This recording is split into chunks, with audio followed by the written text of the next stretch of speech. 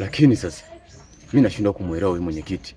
Yaani wananchi wake tuko kwenye matatizo, yeye wiki mbili haonekani, na kibaya zaidi hajaaga hata familia yake. Sijui hapo kuna nini kinaendelea. Unajua, mimi niko najaribu kufikiria sana, kwa sababu mara ya kwanza tulimfikishia matatizo ya hapa, anayajua. Kijiji kipo kwenye shida, anajua, ila haonekani. Naanza kumuwazia na mimi mabaya, kwa sababu ameonekana kuwa na yeye ni miongoni mwa watu ambao hawatufikirii mema. Mimi nadhani muda sio mrefu uchaguzi utafika, tutamuonesha. Na kingine sasa, kwa sababu malalamiko alishapelekewa ya kuhusu matatizo yanayoendelea kwenye kijiji hiki, na akasema ataitisha mkutano, ila mpaka leo badala ya kuitisha mkutano yeye ameondoka. Mimi nahisi atakuwa anahusika moja kwa moja, na mimi nachokiona tutaanza na sisi kuonekana ni wabaya kwenye hichi kijiji, kwa sababu ndo miongoni mwa watu wenye tu chenji tu maisha. Ni sahihi. Sasa bana, mimi hapa tayari. Wewe kama unaenda, wewe nenda, mimi acha niingie nyumbani tu, wala hamna jinsi. Mimi mwenyewe kuna mission naenda kuifanya, nikimaliza nadhani jioni tutaonana. Wewe hamna shida. Haya poa. Haya.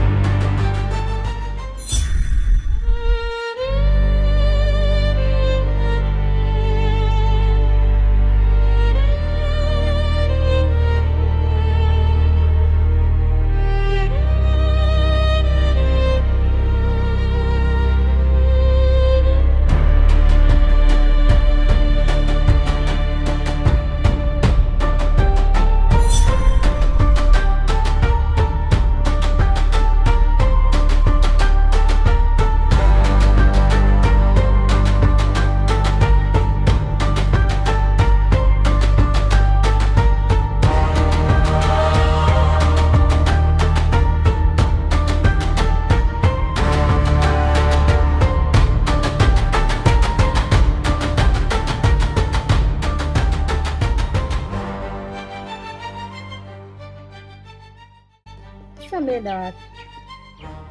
Wengine walipata kazi, ila mimi nimepata hasara. Niambie.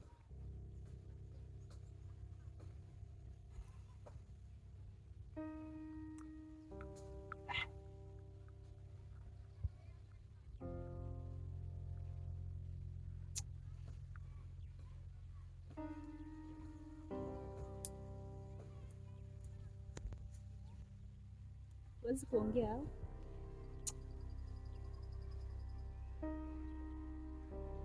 Weza.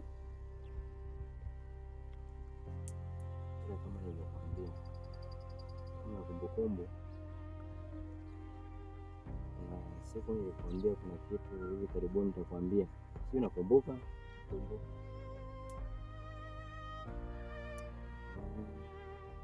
Ndio nilikuwa nimekuja sasa.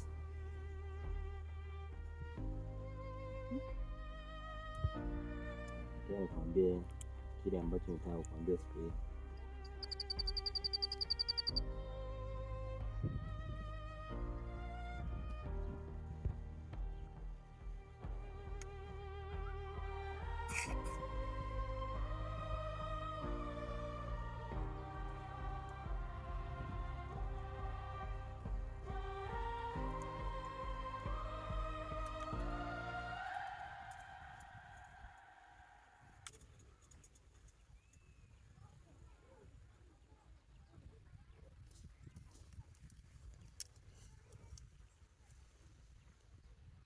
Nakusikiliza.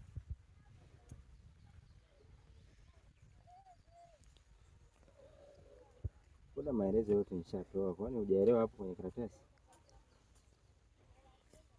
Kwani huwezi kunitamkia? Nataka unitamkie kwa mdomo wako. Sijaelewa.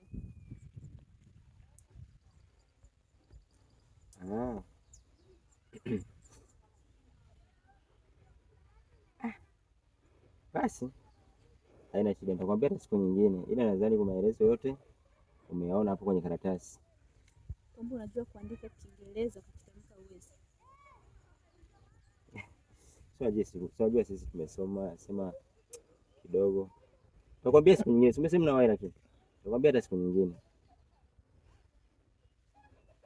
Sawa. Na hata hivyo naona mdomo mwenyewe. Sasa ule mchongo wetu. Siwazi, nakumbuka vizuri tu.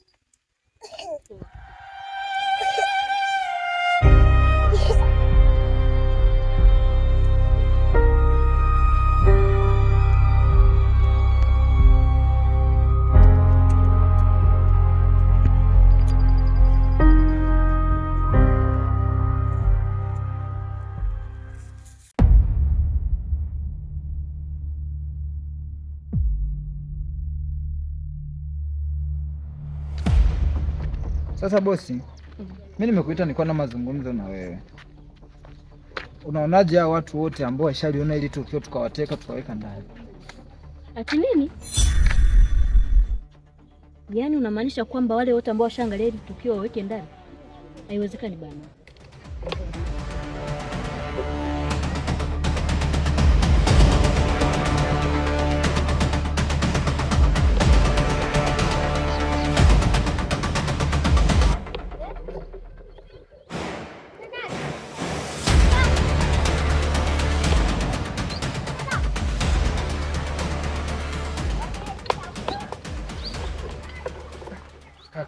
Naam. Samahani sana kwa kuchelewesha. Ndio, kwema. Kwema. Uko poa? Niko poa. Unaendeleaje hapo? Namshukuru Mungu niko poa. Vipi familia? Wazima. Samahani sana. Kuna kazi ambayo nikana malizia huko. Umenifanya nini? Kuchelewesha hapa kidogo. Haina shida. Nadhani nimekupigia simu haraka haraka na sikujua kama ninaweza nikakupata kwa haraka kiasi hiki. Lakini mara ya mwisho nakumbuka uliniuliza jambo fulani kuhusu vijana wanaopotea kwenye kijiji chetu hiki. Nikawa nimeshindwa kukueleza vizuri kwa sababu sikuwa na ushahidi wowote au uhakika wa vitu hivyo. Ndio. Lakini leo kuna taarifa nimekutana nazo. Ila kabla ya kukueleza, kama sijasahau uliniambia wewe ni mgeni kwenye kijiji hiki.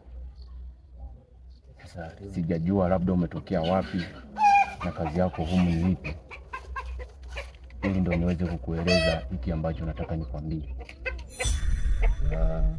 Kujua nimetokea wapi na kazi yangu ni nini, hiyo bado muda wake, ila muda ukifika nitakwambia kila kitu.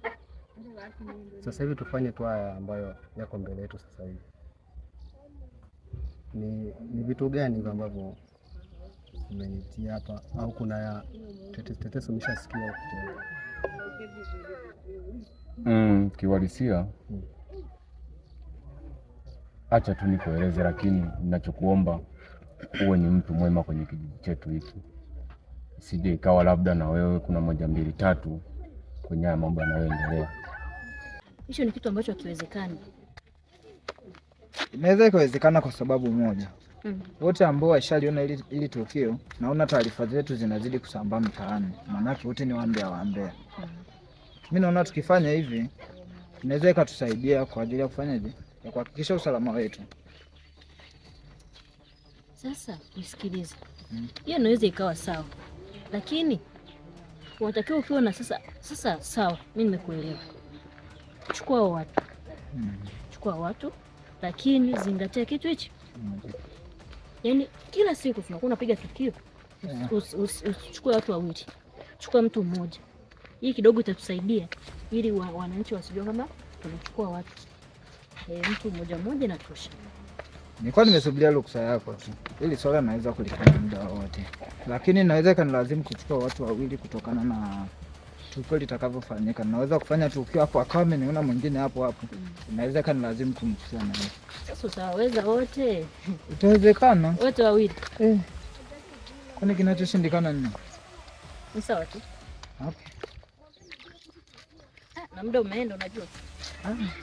Sawa, mimi naona niishie hapa. Sawa, kwa hiyo Mimi bwana, kuna sehemu nilikuwa nimeenda zangu kwenye harakati fulani. Wakati narudi, kuna kijana nimekutana naye. Kwa hiyo kijana hapa kijijini ni mlevi sana, lakini kwa taarifa alizonipatia leo, kiuhalisia nimeelewa ni za ukweli, kwa sababu mtu mlevi mara nyingi hawezi akaongea vitu vya uongo. Mimi ameniambia kwamba kuna jamaa alikutana naye. Huyo jamaa alikuwa amesimama sehemu, amevaa vitu fulani hivi, amejifunga vitu fulani humo, hapo amevaa kikofia, mara amevaa kitambaa humo, amevaa mabuti. Sasa huyo mlevi nilivyokutana naye akanifananisha kama mimi ndo yule. Kaanza kuniambia, ulikuwa unanitisha nini siku ile?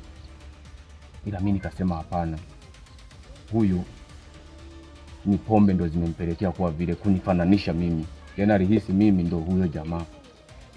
Nikilinganisha na matukio yanayotokea hapa kijijini, naona kweli hapa kijijini kuna jamaa yuko hivi. Sina imani kama yule bwana atakuwa ameongea uongo, hata kama alikuwa amelewa. Na huyo jamaa anayevaa hiyo maski, nadhani kuna mtu aliniambia, kama sio wewe, kuna mtu nilikutana naye hapa kijijini. Nishaniambia hicho kitu kwa yeye fulani anamwona amevaa maski mara mtu huku. Atakuwa ni nani? Na huyo mlevi vipi? Unamjua? Maana walevi hawa kwa wanaongea vitu kama hivi huaga ni uhalisia kabisa, huwa wadanganyi. Vipi inaweza kumpata katika hali ambayo hajalewa mzima tu na akili zake, ili uweze kuzungumza naye kama ikiwezekana akili? Yule jamaa kumuona hajalewa ni ngumu, lakini usiwe na wasiwasi kuhusu hilo bosi wangu. Mimi nitafanya juu chini. Kwa vile umesema nimtafute nikukutanishe naye akiwa hajalewa, hilo naona linawezekana. Mimi niko tayari kumtafuta na nipo tayari kumkutanisha na wewe, ili kama ni mazungumzo ujaribu kuongea naye juu ya hili tukio aliloliona. Dada, utanisaidia sana, na huyo mtu nadhani anajua vingi zaidi. Fanya hivyo basi, ngoja mimi niende, maana hapa kuna kazi nikaa na fanya kwa nikasema ngoja nije nikusikilize ili niweze kuendelea na hiyo kazi. Basi mimi nishukuru kwa kuweza kuja kunisikiliza, lakini pia nadhani ndani ya siku 2 hizi nitakupigia simu. Haina shida, nitashukuru sana. Ukimpata tu huyo mtu wewe niambie tu. Yaani katika hilo usijali. Basi haina noma. Haya, tuko pamoja. Okay. Nikutakie kazi njema. Haina shida bosi wangu. Tuko pamoja. Ngoja mimi nirudi sasa. Okay, poa. Hapa nikifanikisha hii plani nina bingo kubwa. Kama kumuonesha chumba alinigeia fedha ile, nikimkutanisha na huyu jamaa kama hajalewa na akamweleza kama alivyonieleza mimi, hapo na zawadi nono. Ngoja nipambane.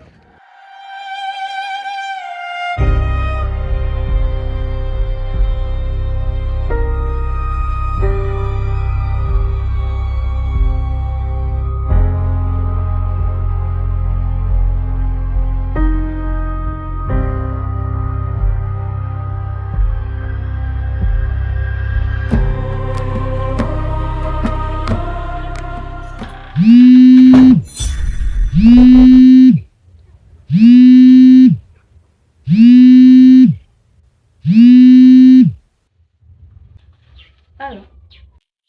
Habari yako Misi Mtesi? Nzuri. Kwema kabisa. Kwema dokta. Sawa. Nimekupigia simu. Nilikuwa nataka kujua umefikia wapi kuhusu pesa ya matibabu ya mama yako.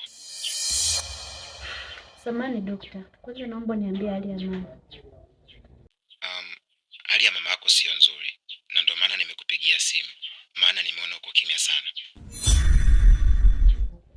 Sawa dokta, lakini najitahidi kutafuta hela, si unajua niko peke yangu.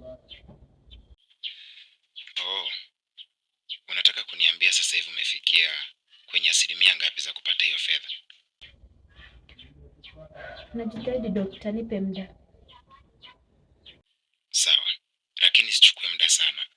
sababu asilimia za kumpoteza mama yako zinaweza zikaongezeka, kwa sababu naona kabisa matumaini hayapo, maana unachelewa sana. Wewe ndo unajua hali ya mamangu. Unaweza kuniambia kama muda gani mimi nimekamilisha? Kwa mtizamo wangu ningeomba zisipite siku 4, na zikipita basi siku ya 5 umeshakamilisha hiyo pesa, la sivyo utampoteza mama kizembe. Usiku analia kimya, macho yamejaa hofu, mitaa isiyo na taa, miguu imefungwa roho, simu hazipatikani, majina yamefutika. Walikuwa na ndoto kuu, sasa ndoto zimetekwa. Huzuni mkali